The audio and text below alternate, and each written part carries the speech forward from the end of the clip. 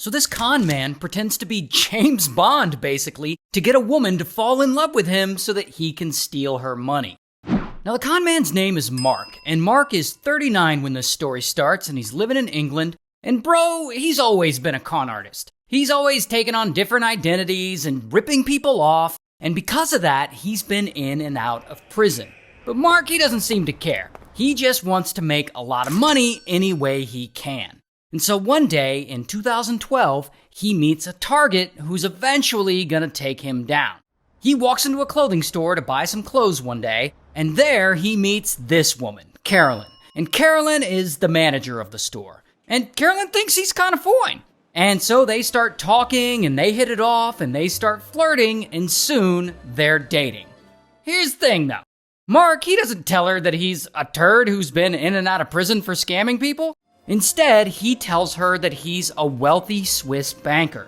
And he's always bragging about how rich and successful he is, and that he's friends with all these celebrities like Chris Evans and Nikki Clark. He even claims that he's spoken with Hillary Clinton and that he knows fashion designer Karl Lagerfeld. And I guess Carolyn hears all this and she believes that he's this rich, important guy, and she's all impressed.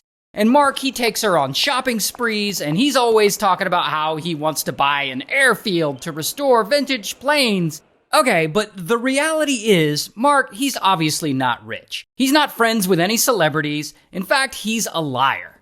And to make it worse, he's actually married to another woman, and they have 2 kids. And his real wife and kids live not that far away from Carolyn. So sometimes he disappears, and Carolyn won't see him for a couple of days at a time. Because, he's with his first family, because he's living a double life. Now eventually, after seeing him vanish all the time without explanation, she starts getting suspicious. Like, where the hell's he going for days at a time? And Mark, he can probably sense that she's starting to get suspicious, so in order to cover his tracks, he starts telling her that he has to leave so often because he's an undercover secret agent.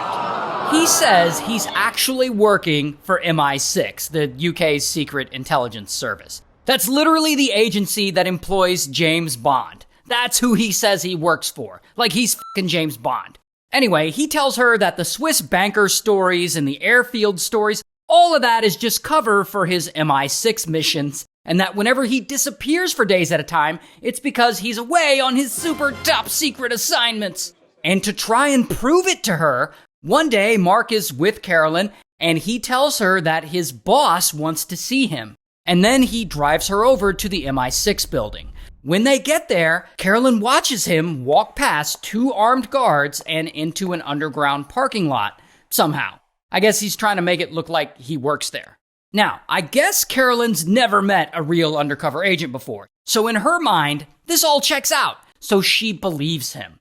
Once she believes him, Mark now has a free pass to keep up his bullshit and disappear for days at a time without question. And each time, he'll then show back up at her place with some new excuse as to why he was gone. Like one time he shows up with his arm in a sling and he tells her he was working undercover in Syria and he got shot. Another time he shows up with his head all bandaged with a drain dripping from it. And he tells her he's got a brain tumor and that the MI6 is so worried that he's gonna spill state secrets that they got him under hospital guard, but that he somehow snuck out just to see her. I mean, he says all kinds of crazy shit. And poor Carolyn, she seems to buy into every word he says. And if that isn't bad enough, this is when he starts conning her out of money. Now, at some point, Mark tells Carolyn that he's tired of being an undercover agent. This MI6 life, it's no longer for him. He doesn't want to be James Bond anymore. Instead, he now wants to focus on real estate, like buying luxury properties. And Carolyn, she's supportive of this career change. I mean, anything that gets him out of danger sounds good to her. But then he starts asking her for loans. He tells her, "Dear, I'm having some cash flow problems and I need to renovate one of my properties. Could you help me?" And of course, Carolyn is like, "Don't worry, babe. I've got you." Now, Carolyn recently sold her house, so she has a bit of money in her savings. So she lends him £26,000. And over the next few months, she lends him more and more money, eventually in total giving him around £750,000, or about $1 million. And of course, Mark, he doesn't use any of this money to renovate any real estate. He spends it on himself, on like nice cars and expensive rental properties. And he even uses some of it to pay for his kids' private school tuition.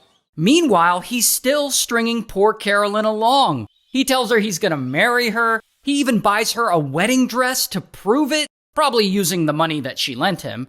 Then he convinces her to move into a luxury apartment she thinks that he owns. But in reality, it's a rental and he paid for it with her money. And by this point, she's like super in love, like she's in way deep. She quits her job, she moves in with him. But once she moves in with him, Mark gets real controlling. And he starts isolating her from friends and family so that they can't warn her about what's really going on or talk her out of giving him any money. And this goes on for months.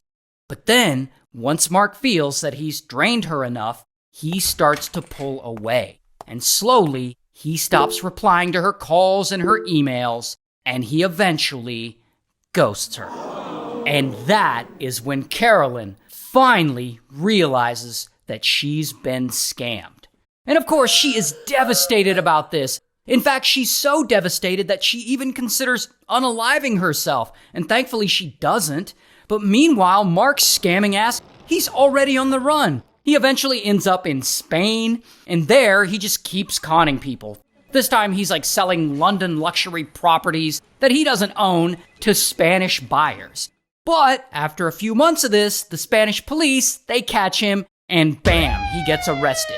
And he gets convicted, and he's sentenced to 3 years in prison.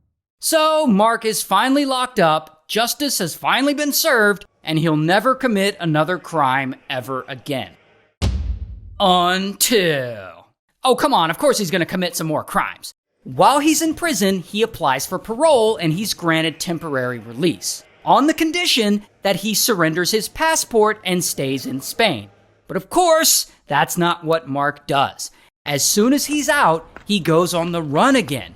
Why do they even trust this guy? Anyway, so now the Spanish police are looking for him. Meanwhile, back in London, Carolyn reports Mark to the police because, he scammed her. So now Mark's on the National Crime Agency's 10 most wanted list. And so he's wanted in both Spain and Britain. And since he can't go to either of those two countries now, he decides to flee over to Switzerland. And there, he changes his identity and he sets up a fake company claiming to make black box recorders for driverless cars? That doesn't even sound like a real thing. But I guess people fall for it. He even brags that Elon Musk has invested $6 billion into his company. And with that bullshit story, he's able to scam someone out of 400,000 euros. So now he's wanted in Switzerland as well. Days later, bam, the Swiss police arrest him. And he eventually gets extradited back to the UK. Here's his mugshot. He then serves 2 years in prison there. After that, he has to go serve 2 years in prison in Spain.